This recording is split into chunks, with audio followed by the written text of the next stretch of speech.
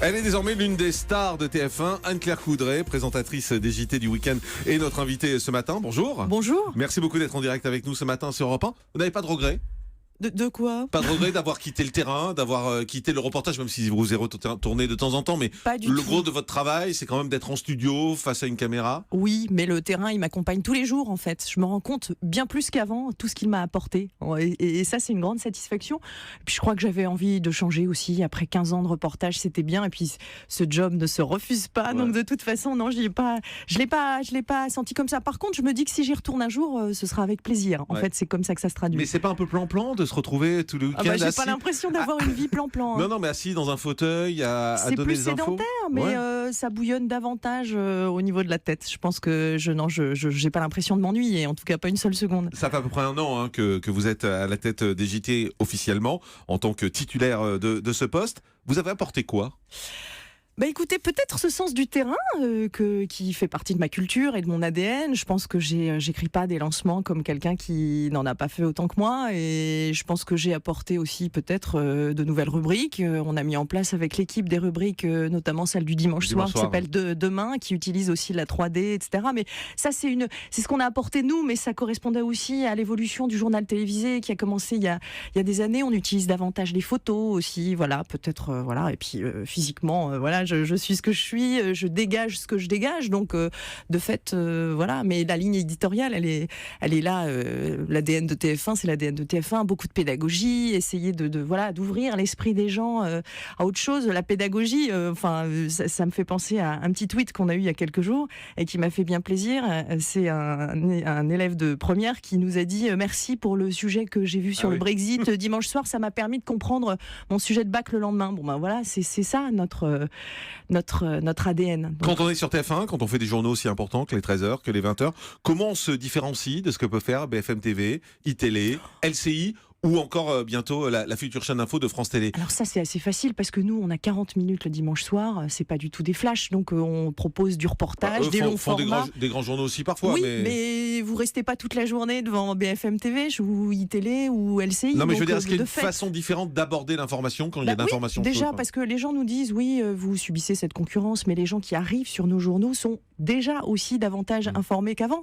Donc ça veut dire qu'on peut aussi leur proposer autre chose qu'avant, leur proposer des angles qui s'éloignent un petit peu des informations brutes de la journée. Et ça franchement, c'est là pour le coup, on a énormément de reportages, énormément de magazines dans les journaux, et notamment le week-end, parce qu'on a le temps de le faire, parce qu'on est dans un autre rythme et qu'on a des journaux aussi très longs. Mais ça reste des journaux d'information ou ça reste du magazine? Ah non, ça reste des journaux d'information. Évidemment, tout est lié à l'actualité, mais c'est pas des sujets qu'on traiterait dans les 15 premières minutes du journal. Anne-Claire Coudray, on comprend l'intérêt d'être sur le terrain quand on est journaliste, d'être au contact. C'est quoi l'intérêt de présenter un journal? Déjà, pour vous, l'immense satisfaction d'incarner les choses, de choisir les mots pour les dire, de les mettre en perspective, c'est un vrai bonheur, c'est un vrai plaisir. Et puis c'est une stimulation aussi de se dire qu'est-ce que je vais apporter aujourd'hui par rapport à hier, qu'est-ce qu'on n'a pas traité hier et qu'on pourrait faire demain, voilà, se projeter sans cesse. Et c'est un travail intellectuel passionnant. Donc ça, c'est quelque chose que je n'avais pas forcément sur le terrain, où j'étais concentrée sur mon sujet. Mais la hiérarchisation de l'information, le fait d'avancer, vous savez, les gens qui regardent certes 30 minutes d'information par jour, au bout de la semaine, ça fait pas mal de temps. Donc il faut avancer. Votre vie a changé depuis que vous présentez les journaux, c'est-à-dire que le regard des gens sur vous à l'extérieur a changé? Oui, ça a changé. Vous êtes devenue une star? Non, pas du tout. Non. Par contre, les gens qui m'arrêtent dans la rue, c'est toujours très bienveillant. Je suis journaliste, donc j'attire pas ou je provoque pas ce que pourraient provoquer les actrices ou les chanteuses ou les stars des réseaux sociaux. Donc c'est toujours très agréable. Moi, j'ai pas l'impression d'avoir changé dans ma vie quotidienne. Ce qui a changé, c'est que j'ai beaucoup plus de travail qu'avant et que les journées sont longues et que évidemment, je travaille en décalé par rapport aux autres parce que je travaille maintenant tous les week-ends.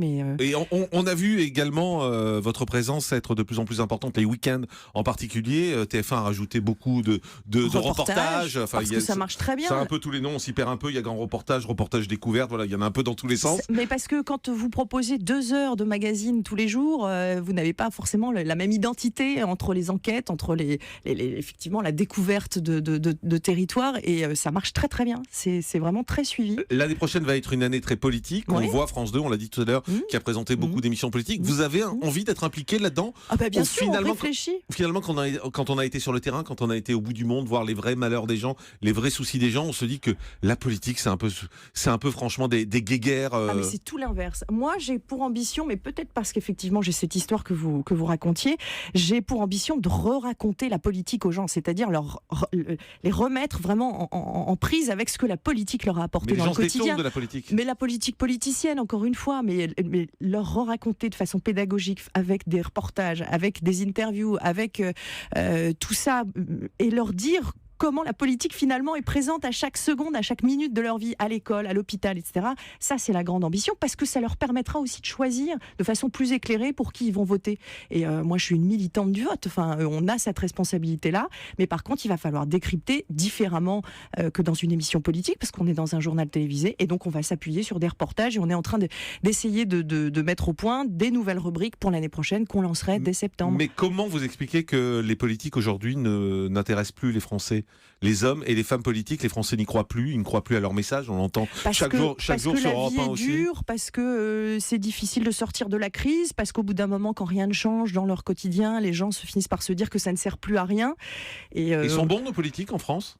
Bah écoutez, c'est compliqué de répondre à cette question parce que la politique c'était pas mon domaine et puis que je pourrais pas me permettre de juger, mais je peux vous dire que moi qui ai fait du terrain, quand j'en vois certains qui se démènent au quotidien, les politiques locaux notamment, je ferais pas leur job parce que c'est un travail très très difficile et qu'il faut aussi rappeler ça aux gens, je pense. Le fait que derrière les politiques, les quelques têtes d'affiche entre guillemets, les chefs de parti qu'on entend tout le temps, il faut remettre les gens en prise avec ces politiques qui sont tous les jours sur le terrain et qui se démènent et pas seulement en période de campagne. TF1 a lancé une nouvelle émission politique, ça n'a pas marché, c'est pas inquiétant? Non, parce que on n'est pas encore dans le calendrier où on va avoir des audiences très très fortes qu'on a connues sur les autres émissions qu'on lançait évidemment en phase avec la campagne. C'est tout à fait normal. La prochaine, ce sera dimanche avec Manuel Valls. D'ailleurs, prochaine émission politique. Vous, on va vous retrouver en spécial le 14 juillet? Bah évidemment, évidemment, pas question de rater le 14 juillet. On y travaille, on a commencé déjà avec évidemment plein de choses nouvelles parce que chaque jour, chaque année, il faut se renouveler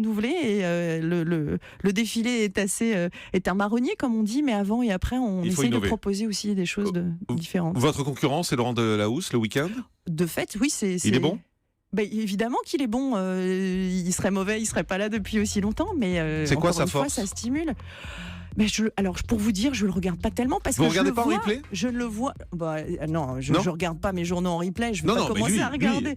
Non, je le regarde pas en replay. Pour savoir ce qu'ils font. J'ai pas le temps. Non, je regarde. Alors, on a le visuel pendant le journal. Moi, je vois ce qu'il fait. C'est-à-dire que vous avez l'écran et vous voyez France 2 pendant votre journal. C'est intéressant de savoir par quoi ils vont ouvrir et quelles sont les images qu'ils ont, etc. Mais je l'écoute pas. Donc je peux pas. Votre journal est meilleur que le sien? J'espère pour mes téléspectateurs que je leur apporte plus que ce qu'ils leur apporteraient. Je pense qu'on a des identités très différentes et des publics très différents, donc ça se traduit pas forcément en ces termes en fait. C'est-à-dire que les gens qui viennent chez nous, ils trouvent davantage leur compte. Ils viennent chercher quoi?